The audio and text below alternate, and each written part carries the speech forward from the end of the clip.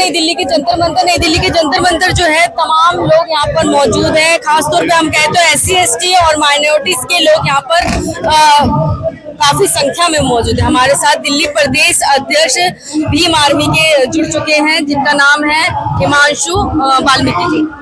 आज यहाँ पे जो धरना प्रदर्शन किया जा रहा है, क्या उद्देश्य है इसका? इसका उद्देश्य सिर्फ और सिर्फ यही है, एक विशेष धर्म को टारगेट करके आपस में जो है भिड़वाने का और आपस में लड़वाने का काम किया जा रहा है। उसके खिलाफ में हम लोग यहाँ पे आए हैं।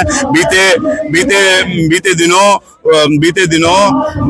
वक्फ के लिए जो है कानून लाने की बात की गई, संशोधन करने की बात की गई, उसके विरोध में हम लोग यहाँ पे हैं। स्पेशली टारगेट करके धर्मगुरुओं का अपमान किया जा रहा है, धार्मिक उन्माद, धार्मिक भावनाओं को ठेस पहुंचाने का काम किया जा रहा है। उसके लिए हम लोग यहाँ पे इकट्ठे हुए हैं। जिस तरह से दलितों के साथ, पिछड़ों के साथ पूरे प्रदेश में, पूरे देश भर में जो है अन्याय, अत्याचार, जुल्म जास्ती हो रही है, उसके खिलाफ हम लोग यहाँ पे इकट्ठे हुए हैं सब लोग। कौन कर रहे हैं ये आप लोग जानते हैं, वही क्रिमिनल कास्ट के लोग जो हर बार जो है कहीं ना कहीं आपको कभी हिंदू के नाम पे तो कभी हिंदू मुस्लिम कराते आपको दिखाई देते हैं। जिनको इस इन झगड़ों से फायदा होता है, चुनावी लाभ होता है, वो लोग इसको करवा रहे हैं। अच्छा ये बताइए, उत्तर प्रदेश में चुनाव है, उपचुनाव होने वाले हैं, क्या कुछ आप लोगों की तैयारियां हो रही हैं? हम लोग उत्तर प्रदेश के उपचुनाव लड़ने जा रही है आजाद समाज पार्टी, और पूरी ताकत से चुनाव लड़ने जा रही है। आशा और उम्मीद करते हैं कि 2-4 सीटों पे जीत के जो है विधानसभा में लोग पहुंचने का काम करेंगे। और जिस तरह से चंद्रशेखर साहब मेंबर ऑफ पार्लियामेंट बनने के बाद सांसद में करीब वंचित वर्ग के लोगों की आवाज उठाने का काम करते हैं, उसी तरह से उत्तर प्रदेश के अंदर भी आजाद समाज पार्टी का जो विधानसभा से जीत के जाएगा, वो व्यक्ति वहाँ पे कमजोर वंचित वर्ग के लोगों की आवाज उठाने का काम करेगा, जनजातीय अन्याय अत्याचार के खिलाफ वहाँ पे अपनी बात रखने का काम करेगा। आपको अन्य भी कोई पद दिया गया है और भी जगह की जिम्मेदारियां सौंपी? ये मेरी पार्टी ने मुझे अभी झारखंड में इंचार्ज लगाया है, उनका मैं धन्यवाद करता हूं।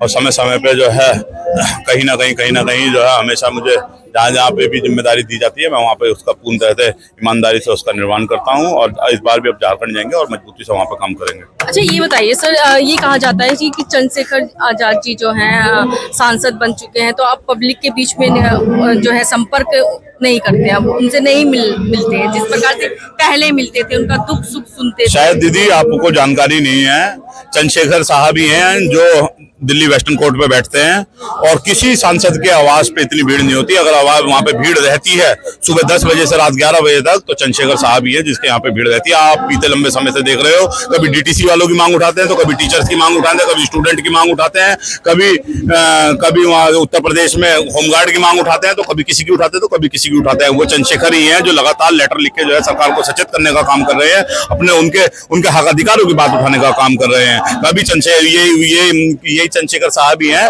जो आपको कभी वाल्मीकि जयंती के पूरे देश के अंदर जो है नेशनलाइज छुट्टी की मांग करते हैं। तो ये उनका लगाव ही है, उनका जुड़ाव ही है जनता से, जो इस तरीके के मुद्दे वो लगातार उठाते रहते हैं। अभी हाल में ही जो है लखनऊ में अभी एक साथी खत्म हुए, उसमें भी जो है चंद्रशेखर साहब भी पहुंचे। मेंबर ऑफ पार्लियामेंट बनने के बाद भी तुरंत बहुत सारी ऐसी घटनाएं हुई जिसमें चंद्रशेखर साहब ही पहुंच के जो है आम जन के बीच में पहुंच के लोगों की मदद। हिमांशु जी एक क्वेश्चन मेरा और है, जिस प्रकार से कहा जाता है कि चंद्रशेखर आजाद जी जो हैं और भी भीम आर्मी के जितने भी लोग हैं, वो अगर कहीं सवर्ण महिला के साथ कुछ हो जाता है तब वो लोग नहीं आवाज उठाते हैं, लेकिन वही अगर किसी SC/ST या OBC महिला के साथ हो जाता है तो इनकी लाखों की संख्या में भीड़ इकट्ठी होती है। हम डॉक्टर अंबेडकर के मानने वाले लोग हैं।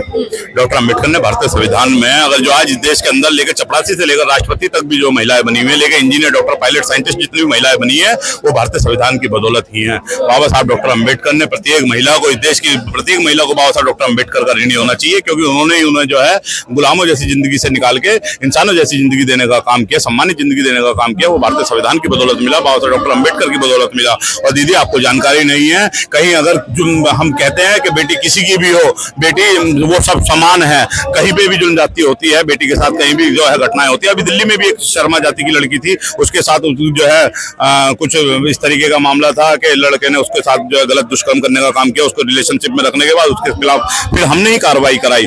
बहुत सारी ऐसी घटनाएं हैं, अन्य घटनाएं हैं, लोगों की जो मदद कराने का काम भीम आर्मी आजाद समाज पार्टी करती है। ये जातिवादी लोग जो हैं हमारे संगठन को इसी तरह से अपमानित करने का काम करते हैं, इसी तरह से बदनाम करने का काम करते हैं, आम जन के बीच में जो है हमारे आंदोलन को इस तरह से बदनाम करने का काम करते हैं। ये खुद जातिवादी लोग हैं। जब दलित पिछड़ों के साथ अन्याय अत्याचार होता है, जनजाति होता है, वहाँ ये नहीं दिखाई देते हैं।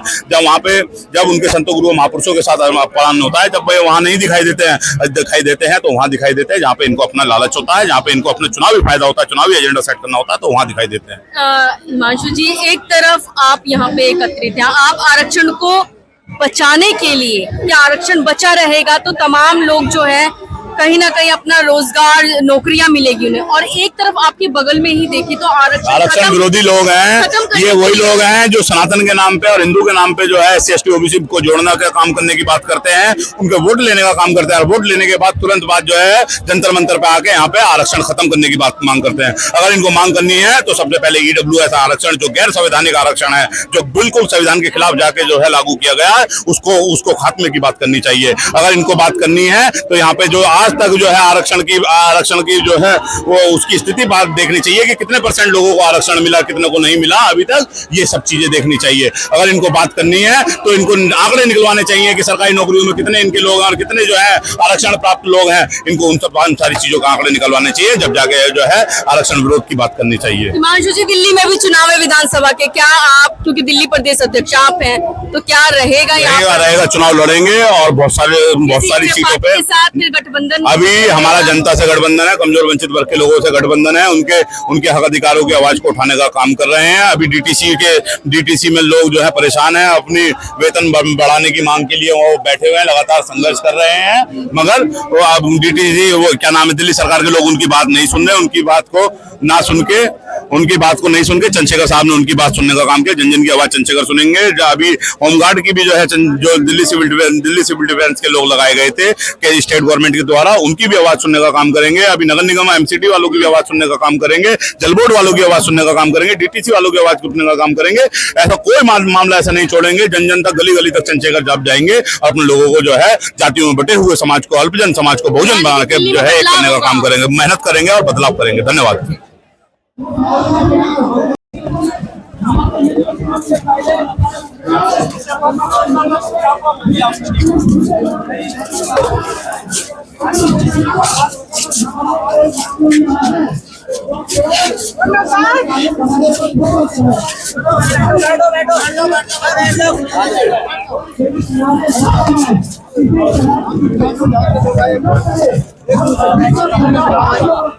क्या हुआ?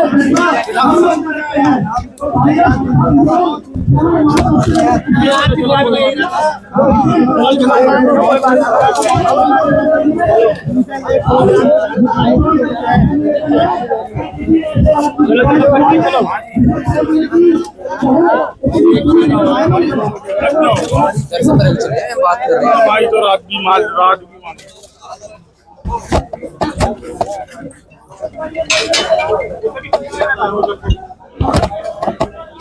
साथियों, आप सभी को सलाम। देश के अंदर से सभी साथी जो दूर दराज से चलकर आए हैं, उन सभी को उनकी जगह दिली को सलाम करते हैं। आज देश के अंदर कैसा माहौल पैदा किया जा रहा है, आप सभी समझदार और पढ़े लिखे लोग हैं, हमें समझने की जरूरत है। ये देश सोने की चीजें हुआ करता था, लेकिन आज इस देश को किस दिशा के अंदर लेके जाया जा रहा है, आप सभी देख सकते हैं। मेरा आपसे एक गुजारिश है कि जब भी कोई इंसान, कोई भी छोटा हो बड़ा हो, किसी भी धर्म जाति के ऊपर टिप्पणी करता है, तो हमारा कर्तव्य यह बनना चाहिए कि हम उसे इग्नोर करें, क्योंकि आज वो किसी के धर्म जाति समुदाय के ऊपर वो टिप्पणी करते हैं, गलत भाषा का प्रयोग करते हैं, और फिर उसके बाद वही समाज उन्हें प्रमोशन करने का काम करते हैं। साथियों, अभी ये दिल्ली है, अभी आप दिल्ली से 100 किलोमीटर दूर जाइए, आपको दिख जाएगा यहाँ से भाषा बदल जाएगी। आपसे गुजारिश है कि इस देश की आस्था को, इस देश के संविधान को बचाने के लिए हम सभी इन चीजों को नजरअंदाज करें। और